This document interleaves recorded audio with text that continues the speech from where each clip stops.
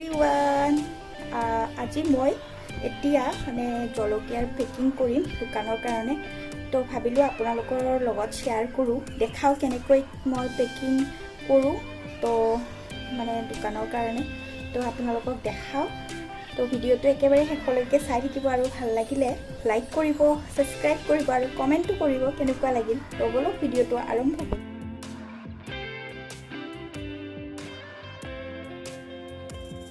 friends solar packet কৰিছো দোকানৰ কাৰণে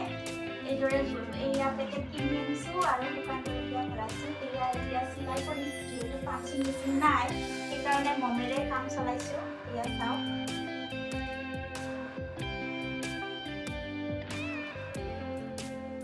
আৰু এয়া চাও কি ধুনীয়া হৈ গল একেবাৰে পাঁচিং মেচিন নহলে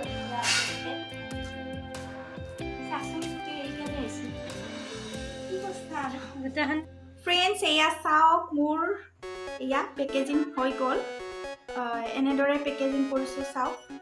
পুৰা দোকানৰ দৰে তো দোকানৰ কাৰণে কৰিছো আমাৰ কিন্তু আপোনালোকক যদি লাগে